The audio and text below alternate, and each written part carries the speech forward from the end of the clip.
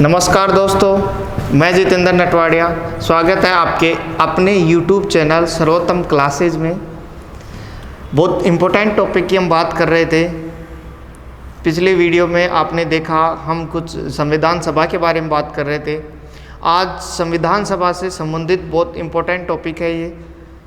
इस वीडियो को अगर आपको वीडियो पसंद आए तो आप लाइक शेयर कमेंट ज़रूर करें। इस वीडियो में आपको कैबिनेट मिशन में आपको संविधान सभा से संबंधित संपूर्ण जानकारी दी जाएगी। तो हम बात कर रहे थे कैबिनेट मिशन में। आपने कुछ प्रयास देखे संविधान सभा को बनाने में, संविधान की मांग कैसे कैसे भारतीयों ने प्रयास किया, कैसे अंग्रेज़ों ने हमारे लिए प्रयास किया। एक्चुअल में अंग्रेज़ हमारे को आज़ाद करना नहीं चाहते थे, लेकिन उनकी मजबूरी थी, परिस्थितियाँ थी, और भारत की आज़ादी के पीछे सबसे बड़ा हाथ था सेकेंड वर्ल्ड वॉर का। अगर द्वितीय विश्व युद्ध नहीं होता, ऐसी परिस्थितियाँ उत्पन्न नहीं होती इंग्लैंड के सामने, तो वो हमारे को आज़ाद नहीं करते। लेकिन इंग्लैंड के साथ दिक्कत हो गई। जो विंस्टन चर्चिल थे, चर्चिल की सरकार तक चली गई थी। तो उसी में हमने पिछले वीडियो तक हम बात कर चुके थे, बेबिल प्रस्ताव तक 1945 तक। आज हम बात करेंगे बहुत इंपॉर्टेंट टॉपिक, कैबिनेट मिशन। देखो, चुनाव के बाद सरकार चेंज हो गई और अब सरकार बन गई थी किसकी? क्लीमेंट एटली की।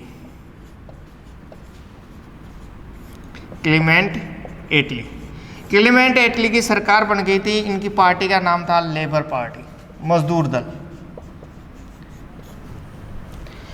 कंजर्वेटिव पार्टी की सरकार चली गई और किसकी बन गई? लेबर पार्टी की सरकार बन गई क्लीमेंट एटली के नेतृत्व में। ये प्रधानमंत्री बन गए और इन्होंने भारत के लिए कुछ प्रयास किए। भारत की आज़ादी के लिए इन्होंने 14 मार्च 1946 को प्रस्ताव रखा हाउस ऑफ कॉमन्स में। इनके दो सभा होती थी, दो सदन होते थे। जैसे हमारे लोकसभा और राज्यसभा होता है, वैसे इनके होते थे हाउस ऑफ कॉमन्स और हाउस ऑफ लॉर्ड्स। तो 14 मार्च 1946 को इन्होंने प्रस्ताव रखा और प्रस्ताव कहाँ रखा? हाउस ऑफ कॉमन्स में। और इन्होंने प्रस्ताव क्या रखा? भारत की स्वतंत्रता और भारत की संविधान सभा, ये दो प्रस्ताव रखे इन्होंने। भारत की संविधान सभा और भारत की स्वतंत्रता,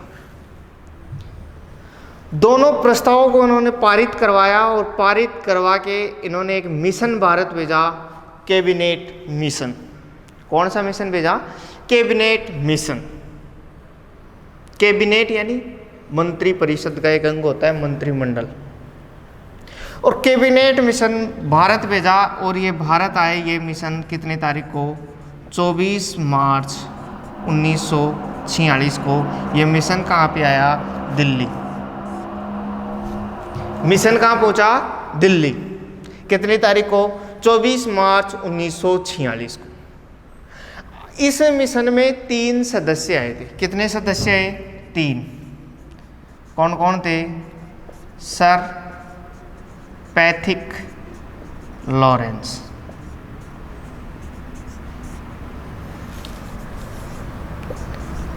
एवी अलेक्जेंडर और तीसरे सदस्य थे स्टेफर्ड क्रिप्स। ये 3 सदस्य आए। कितने सदस्य आए? 3 सदस्य आए। किस में आए? कैबिनेट मिशन में। ये सर पैथिक लॉरेंस थे, ये थे भारत सचिव। ये भी पूछ लेता है कि ये थे कौन? एवी अलेक्जेंडर, ये थे नौसेना के अध्यक्ष और ये थे व्यापार बोर्ड के अध्यक्ष।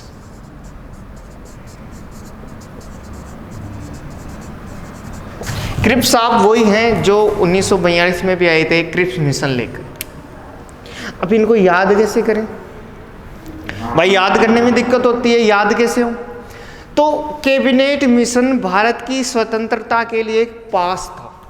पास जानते हो ना, और जाते हैं कहीं पे बड़े आदमी से मिलने तो बिना पास मिलने नहीं देने दिया जाता, जाने नहीं देते।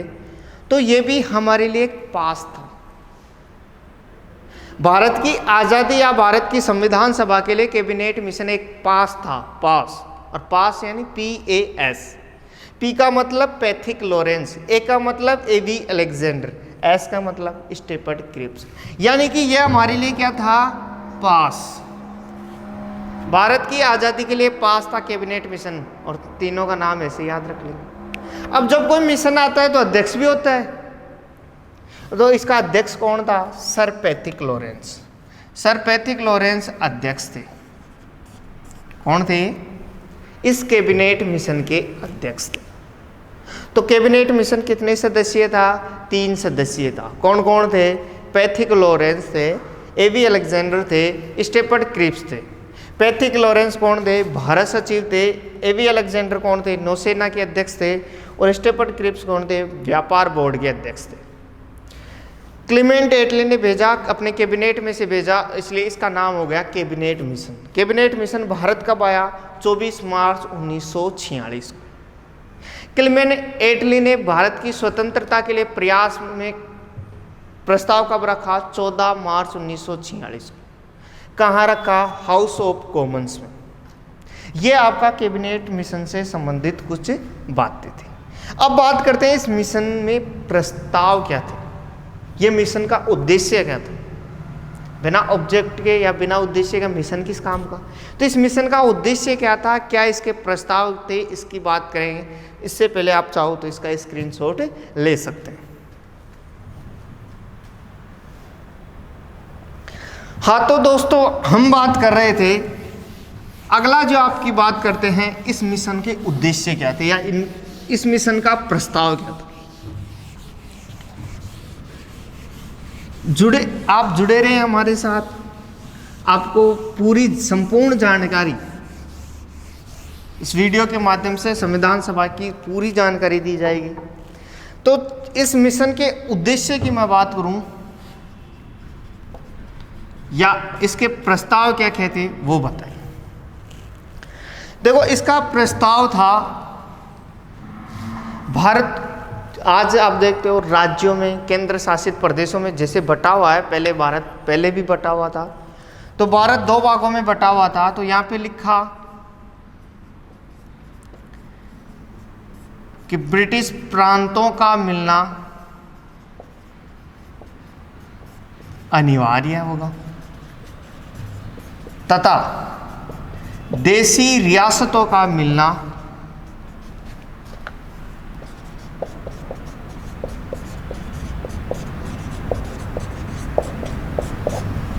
ऐच्छिक।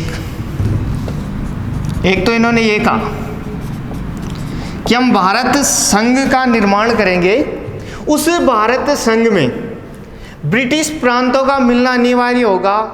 2 भागों में बटा हुआ था, ऐसा प्रांत, ऐसा एरिया जहाँ पे ब्रिटेन का सीधा अधिकार था, वो थे ब्रिटिश प्रांत। और कुछ भूभाग ऐसा था जहाँ पे देशी राजा महाराजा का नियंत्रण था, लेकिन वो भी ब्रिटेन के अधीन थे, उनको देशी रियासतों में बांट रखा। तो इन्होंने कहा, इन जो हम भारत संघ का निर्माण करेंगे, जो भारत के लिए संविधान सभा बनाएगी, संविधान सभा का जो निर्माण होगा, इसमें ब्रिटिश प्रांतों का मिलना क्या होगा? ब्रिटिश प्रांतों का मिलना अनिवार्य होगा, और देशी रियासतों का मिलना कैसा होगा? ऐच्छिक होगा। वो चाहे मिल सकती है, नहीं चाहे नहीं मिल सकती। दूसरा क्या कहा इन्होंने कि 10 लाख की जनसंख्या पर, 10 लाख की जनसंख्या पर संविधान सभा में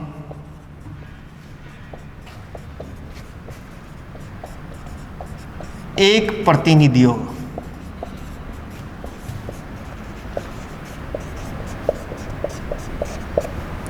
कितनी जनसंख्या पर? 10 लाख की जनसंख्या पर एक सीट होगी। और इस तरह सीटों का निर्धारण किया गया और सीटों की संख्या संविधान सभा में निश्चित की गई कैबिनेट मिशन की योजना अनुसार 389 9। 10 लगभग उस समय हमारी जनसंख्या जो थी उसके हिसाब से सीटों की संख्या निर्धारित की गई कितनी, 389। और इस 389 को भी बांटा गया, इस 389 को भी क्या किया गया, बांटा गया। इस 389 को 3 भागों में बांटा और कहा कि 93 जो सीटें होंगी वो होंगी देसी रियासत,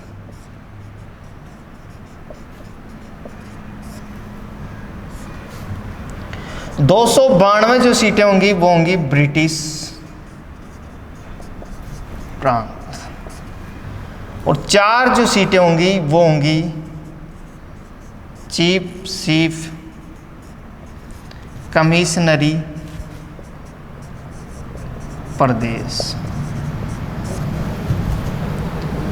ये भी ब्रिटिश प्रांतों में ही आते हैं। तो इन्होंने कहा 93 देसी रियासत, 292 ब्रिटिश प्रांत और 4 क्या होंगे, चीफ सीफ कमिश्नरी प्रदेश। अब वो 4 कौन से हैं, वो 4 भी मैं आपको बता देता हूं कि 4 कौन कौन से, ए बी सी और डी। याद आसानी से हो जाएगा, ए बी सी डी। ए का मतलब है अजमेर मेरवाड़ा,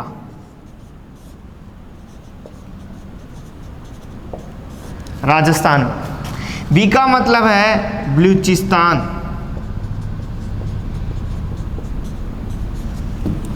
सी का मतलब है कुर्ग और डी का मतलब है दिल्ली। दोस्तों अजमेर मेरवाड़ा कहाँ है, राजस्थान। बलूचिस्तान पाकिस्तान में है, कुर्ग कर्नाटक में है और दिल्ली, दिल्ली है ही अपनी, दिल्ली दिल वालों की। तो 4 चीफ सीफ कमिश्नरी प्रदेश थे। इस तरह सीटों का क्या कर दिया, बंटवारा कर दिया। और क्या कहा कि देसी रियासतों में जो सदस्य होंगे वो होंगे मनोनीत। कैसे होंगे, मनोनीत। और इन दोनों जगह से सदस्य होंगे निर्वाचित। यानी कि ब्रिटिश प्रांतों से सदस्यों का चुनाव किया जाएगा और जो देसी रियासतें हैं तो देसी रियासतों से सदस्यों को क्या किया जाएगा, मनोनीत किया जाएगा। अब यहां से क्वेश्चन निकल के आता है कि हमारी संविधान सभा थी केवल निर्वाचित, केवल मनोनीत, निर्वाचित व मनोनीत दोनों, और इनमें से कोई नहीं, तो निर्वाचित व मनोनीत दोनों है। हमारी संविधान सभा निर्वाचित भी है, हमारी संविधान सभा मनोनीत भी है। अब कैसे कैसे हुआ वो बात धीरे धीरे हम आगे करेंगे, कैसे निर्वाचन हो। अब निर्वाचन के लिए सीटों की संख्या यहाँ पे निश्चित हो गई कितनी, 292 प्लस 4 यानी 296 सीटों पे क्या होंगे, चुनाव।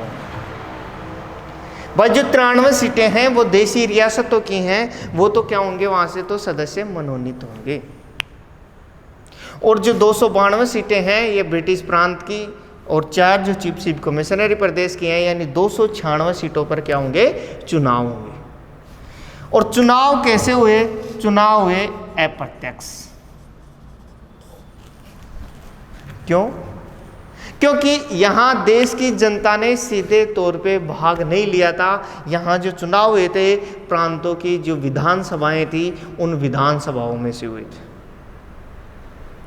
जो प्रांतों की विधानसभाएं थी इन विधानसभाओं में से चुनाव हुए थे। और चुनाव कैसे हुए, अप्रत्यक्ष।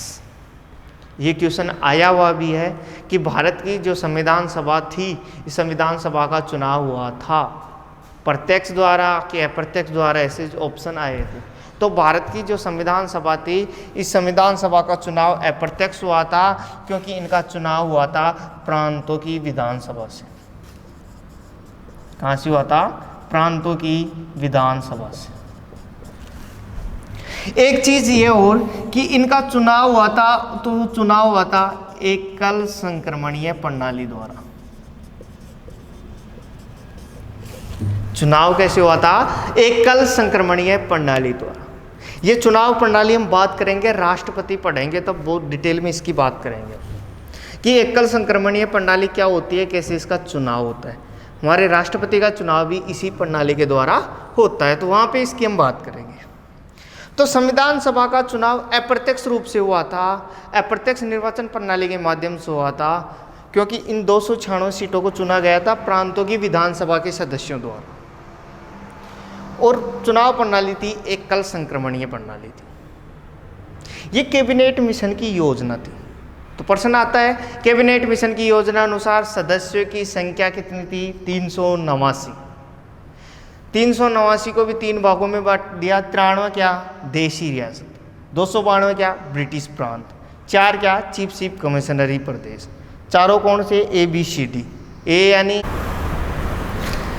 यानी अजमेर मेरवाड़ा, B यानी बलूचिस्तान, C यानी कुर्ग और D यानी दिल्ली। ये आपकी कैबिनेट मिशन के उद्देश्यों की कुछ बातें थी। कैबिनेट मिशन ने यहाँ पे भारत के विभाजन की कोई बात नहीं की, तो मुस्लिम लीग जो अलग से पाकिस्तान की मांग कर रही थी, उसकी मांग को यहाँ ठुकरा दिया था। आगे बात करेंगे उन्होंने कैसे विरोध किया, कैसे क्या हुआ कि फिर से दोबारा हमारे को अगला मिशन लेके आए, अगली योजना हम लेके आए। लेकिन अभी हम बात कर रहे हैं इसके चुनावों की। अब यहाँ तक आपको समझ में आया होगा, आप चाहो तो इसका स्क्रीनशॉट ले सकते हैं, फिर आगे हम बात करें चुनावों की। देखो चुनावों में क्या हुआ, कैसे इसके चुनाव हुए, कैसे सीटों का निर्धारण भी हुआ, किसको कितनी सीटें मिली, कहाँ पे ज़्यादा थी, कहाँ पे कम थी, उसकी भी हम बात करेंगे।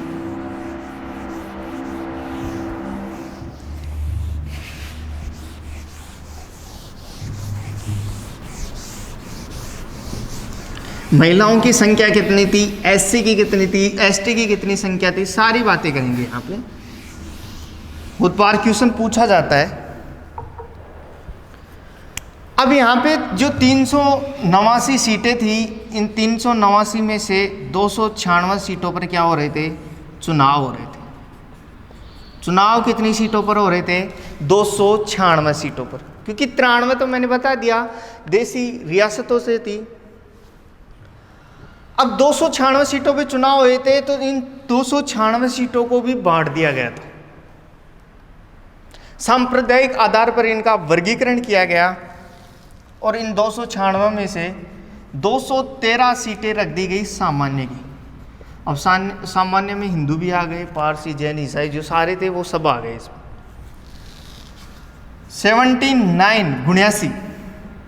79 सीटें रख दी गई मुसलमानों के लिए, मुस्लिम समुदाय के लिए। बाकी कितनी बच गई? 4 जो सीटें थी, ये 4 सीटें रख दी गई सिखों के लिए। किसके लिए रख दी गई? सिख समुदाय के लिए, पंजाब के लिए। यानी इन 296 सीटों का वर्गीकरण कर दिया सांप्रदायिक आधार पर कि 213 सीटें पर कैंडिडेट खड़े हो सकते हैं सामान्य वर्ग से, 79 सीटें यानी 79 सीटों पर केवल और केवल कैंडिडेट खड़े होंगे मुसलमान, और 4 जो सीटें थी यह आरक्षित कर दी गई, यहाँ पे केवल और केवल खड़े होंगे कौन? सिख। अब चुनाव संपन्न हुए जुलाई में। जुलाई 1946 में चुनाव का परिणाम आया। चुनाव होंगे तो चुनाव का क्या आया? रिजल्ट आया। जुलाई 1946 में चुनाव का परिणाम आया, और चुनाव का परिणाम जो आया वो इस प्रकार था। सबसे ज़्यादा जो सीटें मिली वो मिली कांग्रेस को। कांग्रेस को सीटें मिली 208। उससे कम मिली मुस्लिम लीग को, और मुस्लिम लीग को सीटें मिली 73। और अन्य में लिख लेते हैं एक जगह ही अपन, निर्दलीयों को मिली 8, और छोटे छोटे हमारे 7 क्षेत्रीय दल थे उनको 1-1 सीटें मिली, तो अन्य को मिली 15। अब यहाँ देखो मुस्लिम लीग को इससे 3 गुना सीटें कम मिली थी, तो मुस्लिम लीग नाराज हो गई। उनको जितना बहुमत मिलना चाहिए था उतना बहुमत नहीं मिल पाया। कांग्रेस की भी मैं बात करूं तो कांग्रेस ने 210 सीटों पर अपने उम्मीदवार खड़े किए थे, जिनमें 199 सीटों पर इनके सदस्य जीत के आए। 9 जगह पर कांग्रेस से समर्थित सदस्य थे वो जीत के आए थे। इस तरह टोटल कांग्रेस के पास सीटें हो गई थी 208, है ना। कांग्रेस के बैनर के जो नीचे जीत के आए थे वो केवल 199 जीत के आए थे। 9 सदस्य तो वो थे जो कांग्रेस के समर्थन से थे।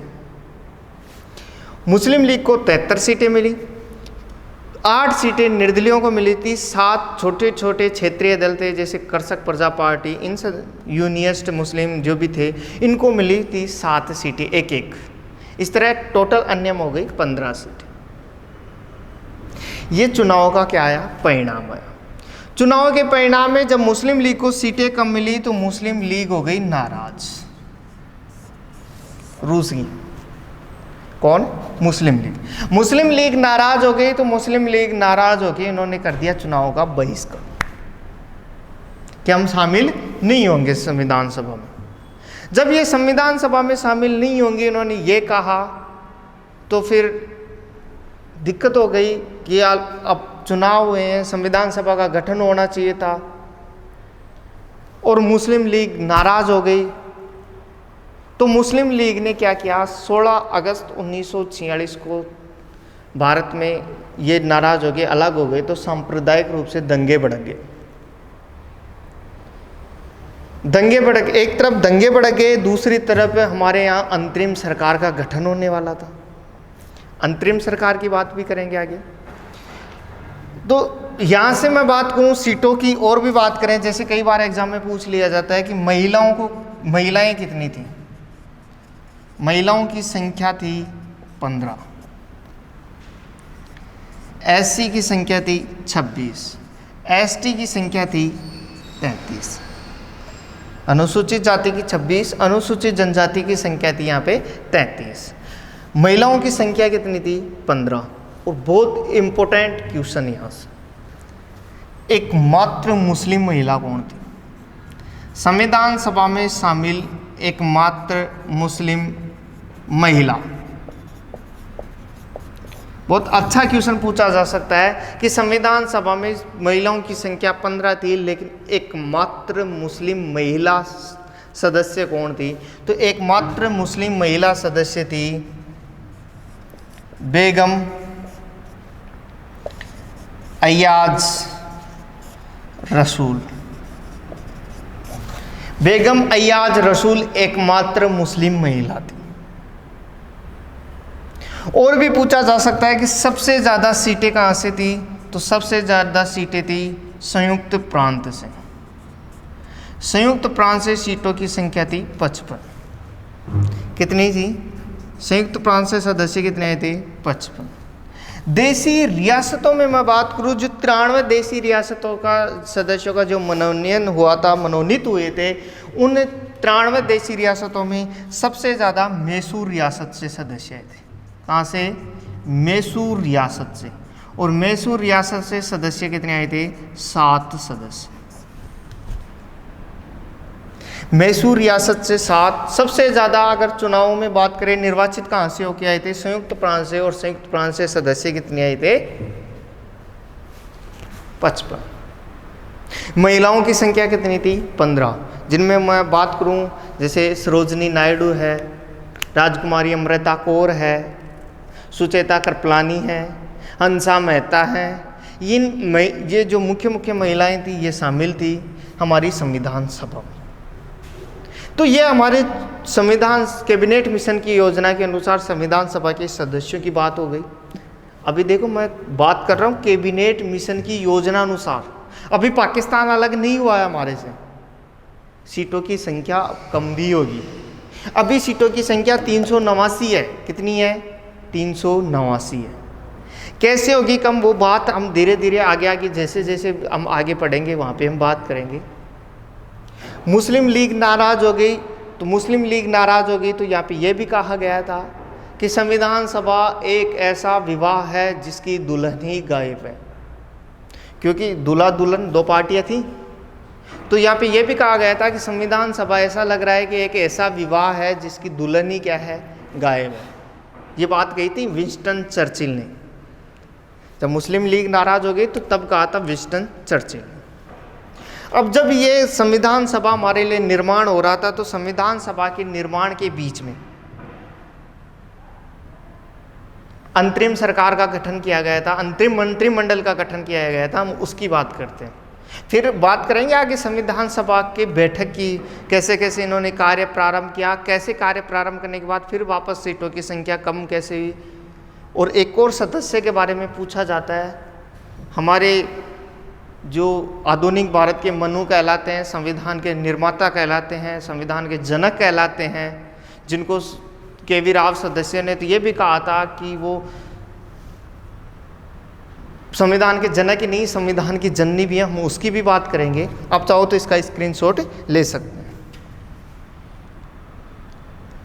हाँ तो दोस्तों आगे हम बात करते हैं। देखो ये चीज़ें याद रखना, महिलाओं की संख्या 15, एससी 26 सीटें थी, एसटी की 33 थी, संयुक्त प्रांत से 55 थी, मैसूर रियासत से 7 थी। ये सारी चीज़ें आप याद रखना।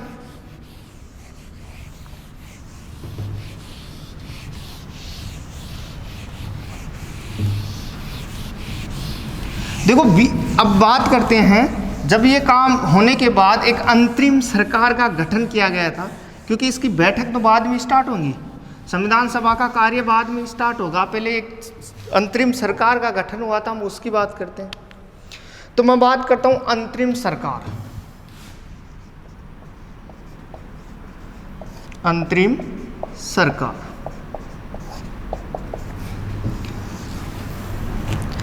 अंतरिम सरकार का गठन किया गया। इस अंतरिम सरकार की मैं बात करूं, 1 अगस्त 1946 को 1 अगस्त 1946 को लॉर्ड वेवेल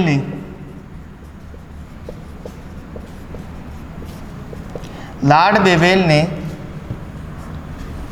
कांग्रेस अध्यक्ष जवाहरलाल जी नेहरू, उस समय कांग्रेस के अध्यक्ष कौन थे? जवाहरलाल नेहरू जी को अंतरिम सरकार बनाने के लिए क्या किया? आमंत्रित किया। क्या किया इन्होंने? आमंत्रित किया। कब?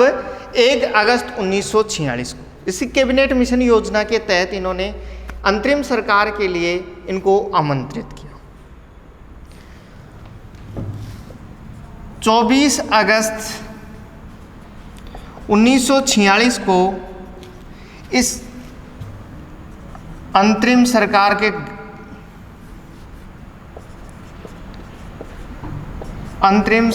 का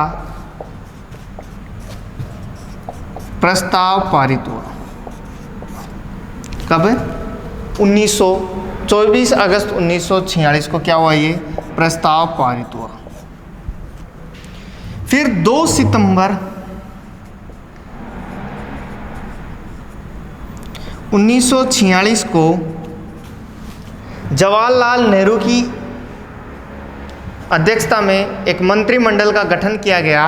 जिस मंत्रिमंडल या जिस अंतरिम सरकार का गठन किया गया उसके अध्यक्ष वेवेल थे और इसमें सदस्यों की संख्या रखी गई 13 सदस्य। सदस्य कितने थे इसमें? 13 सदस्य। लेकिन मुस्लिम लीग नहीं थी। मुस्लिम लीग 16 अगस्त को ही सांप्रदायिक रूप से दंगे भड़क चुके थे। इसमें लॉर्ड वेवेल और जवाहरलाल नेहरू सहित कुल टोटल कितने सदस्य थे? 13 सदस्य थे। लेकिन वेवेल के प्रयासों से 26 अक्टूबर 1946 को वेवेल के प्रयासों से मुस्लिम लीग भी शामिल हो गई। कौन शामिल हो गई? मुस्लिम लीग भी शामिल हो गई और मुस्लिम लीग के साथ टोटल सदस्यों की संख्या जो हो गई वो टोटल हो गई 15 सदस्य। टोटल कितने सदस्य हो गए? 15 सदस्य। 5 मुस्लिम लीग के सदस्य भी इसमें शामिल कर लिए गए और इस तरह सदस्यों की संख्या टोटल हो गई 15, क्योंकि यहाँ से 3 हटा दिए थे। यहाँ से शरद चंद्र बोस समेत जो 2 सदस्य और थे, इन तीनों सदस्यों को हटा के 5 मुस्लिम लीग के सदस्यों को शामिल किया गया। टोटल सदस्यों की संख्या कितनी हो गई? 15। तो अंतरिम सरकार का गठन के लिए आमंत्रित 1 अगस्त 1946 को किया गया। प्रस्ताव 24 अगस्त 1946 को पारित हुआ। 2 सितंबर 1946 को अंतरिम सरकार का गठन किया गया था, जिसमें मुस्लिम लीग के सदस्य शामिल नहीं थे। उसमें टोटल 13 सदस्य थे। लेकिन वेवेल के प्रयासों से 26 अक्टूबर 1946 को मुस्लिम लीग भी शामिल हो गई और इस तरह टोटल सदस्यों की संख्या कितनी होगी? 15। अब वो 15 सदस्य कौन थे, हम उसकी भी बात कर लेते हैं कि वो 15 सदस्य कौन कौन थे और उनके पास कौन कौन सा डिपार्टमेंट था। आप चाहो तो इसका स्क्रीनशॉट ले सकते हैं। देखो कौन कौन थे वो सदस्य, उसकी हम बात करते हैं।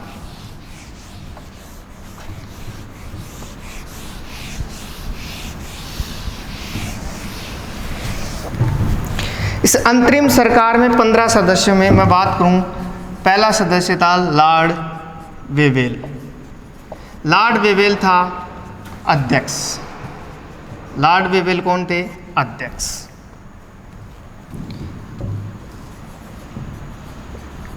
जवाहरलाल नेहरू ये थे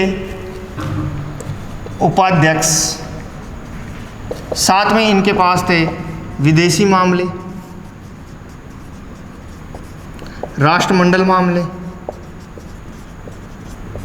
ये सारे मामले किसके पास थे? जवाहरलाल नेहरू के पास।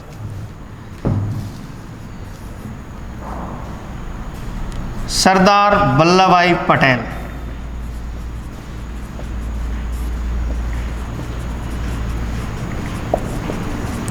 इनके पास था गृह, सूचना एवं प्रसारण। गृह मंत्रालय भी इनके पास था, सूचना एवं प्रसारण मंत्रालय भी किनके पास था? इन्हीं के पास था, सरदार वल्लभ भाई पटेल। इसके अलावा मैं बात करूं, चौथा सरदार बलदेव सिंह। सरदार बलदेव सिंह के पास था रक्षा मंत्रालय। बलदेव, बल शक्तिशाली, तभी तो इनके पास कौन सा मंत्रालय था? रक्षा मंत्रालय। ऐसे याद कर लेना। सरदार वल्लभ भाई पटेल वैसे भी हमारे पहले गृह मंत्री थे तो इनके पास गृह मंत्रालय था। जवाहरलाल नेहरू हमारे प्रधानमंत्री थे तो इनके पास ये उपाध्यक्ष भी थे, साथ में विदेशी मामले भी इन्हीं के पास थे, क्योंकि पहला विदेश मंत्री भी हमारे जवाहरलाल नेहरू जी थे। जवाहरलाल नेहरू जी को भी माना जाता है विदेश नीति का जनक, विदेश नीति का क्या कहते हैं? जनक भी कहते हैं।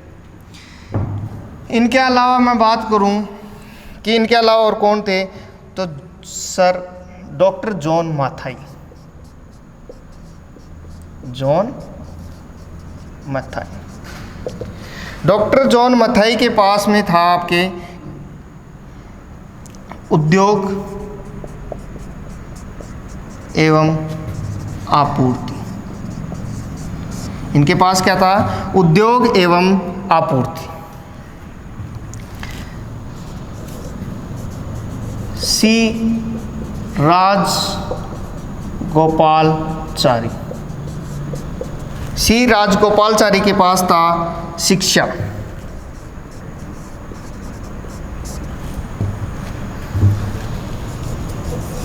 आगे हम बात करें इनके अलावा CS बाबा। CS बाबा के पास थे कार्य, खनन एवं बंदरगाह। लॉर्ड वेवेल के पास क्या था? ये अध्यक्ष था। जवाहरलाल नेहरू उपाध्यक्ष थे। इनके पास विदेशी मामले थे, राष्ट्रमंडल थे।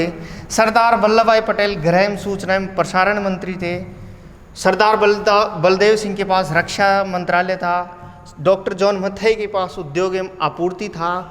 सी राजगोपालचारी के पास शिक्षा था। CS बाबा के पास में कार्य, खनन एवं बंदरगाह था।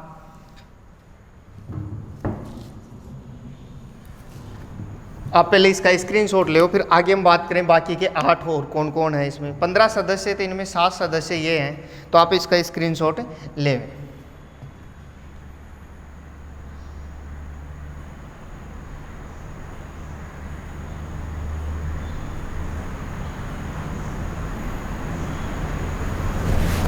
तो दोस्तों बाकी के 7 और कौन कौन थे, 8 कौन थे, उनकी हम बात करें।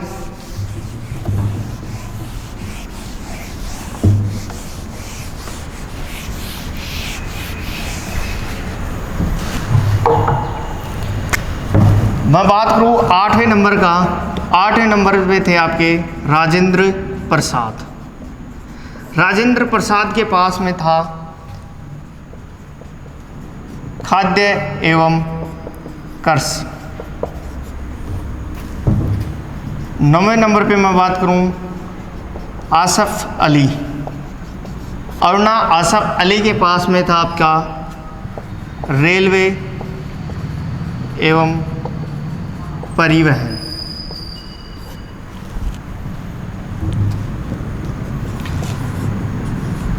जगजीवन राव, जगजीवन राव के पास में था आपका श्रम। अगला सदस्य था लियाकत अली खां। लियाकत अली खां के पास था वित्त मंत्रालय, बहुत महत्वपूर्ण मंत्रालय था और ये मुस्लिम लीग के सदस्य थे, ये बाद में शामिल हुए थे। इनके अलावा मुस्लिम लीग के और सदस्य थे आई चुंद्रीगर। आई चुंद्रीगर के पास में था वाणिज्य।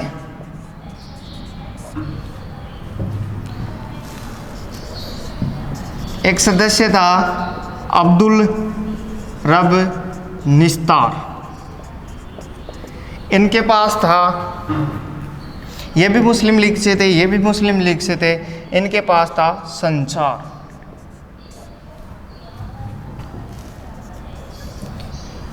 जोगेंद्र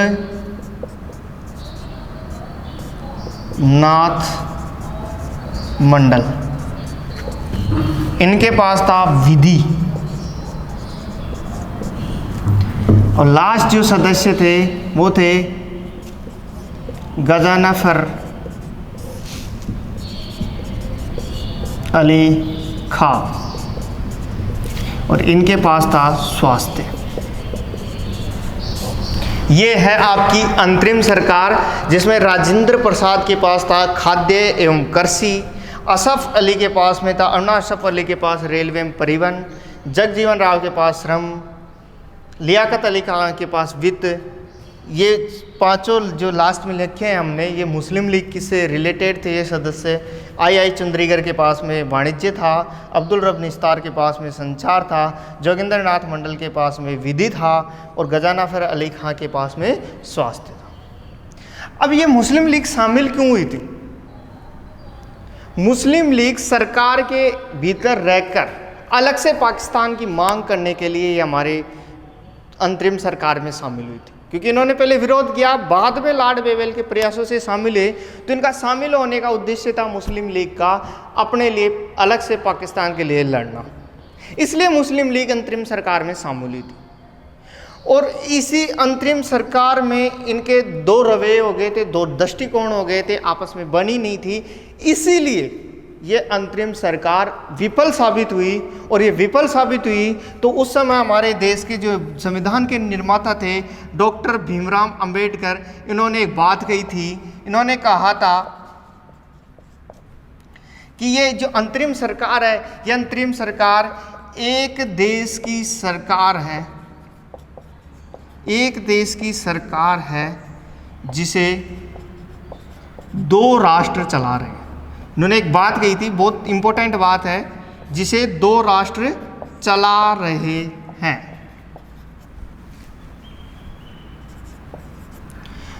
पूछा जा सकता है ये कतर किसने कहा? तो इस डॉक्टर भीमराव अंबेडकर ने कहा था कि एक देश की सरकार है, अंतरिम सरकार के लिए कहा था कि एक देश की सरकार है जिसे दो राष्ट्र चला रहे। और इस मुस्लिम लीग के विरोधी रवैये के कारण अलग से पाकिस्तान की मांग उठने लगी और इस अलग से पाकिस्तान की मांग को पूर्ति जो की, आगे जो अगला जो मिशन आएगा वहाँ पे इनकी बातों को माना गया, क्योंकि देश में सांप्रदायिक रूप से दंगे भड़क चुके थे। इसको रोकने के लिए कांग्रेस ने भी लास्ट में देश विभाजन की बात को मान लिया। और जब लोगों ने कहा कांग्रेस ने देश विभाजन की बात को क्यों माना, तो एक हमारे देश के जो पहले गृह मंत्री थे सरदार वल्लभ भाई पटेल, उन्होंने कहा भी था अगर हम पाकिस्तान की मांग को स्वीकार नहीं करते तो नहीं पता कितने पाकिस्तान और बनते। इसलिए हमारे को एक पाकिस्तान की मांग को स्वीकार करना जरूरी हो गया था। क्यों हो गया था, कैसे हुआ, उसकी बात करते हैं नेक्स्ट वीडियो में। मिलते हैं अगले वीडियो में। तो आपको अगर ये वीडियो अच्छा लगा तो लाइक, कमेंट और शेयर ज़रूर करें। अगले वीडियो में और भी धमाकेदार आपको अच्छी अच्छी चीज़ें मिलेंगी। वहाँ पे आपको पूरी चीज़ें बताई जाएंगी कि संविधान सभा की बैठक कैसे हुई, क्या हुआ, क्या क्या घटनाक्रम हुआ, एक आपको सारी चीज़ें रिलेट करके मैं आपको बताऊंगा। पूरी बातें विस्तार से हम जानेंगे। तो मिलते हैं अगले वीडियो में, तब तक के लिए धन्यवाद दोस्तों।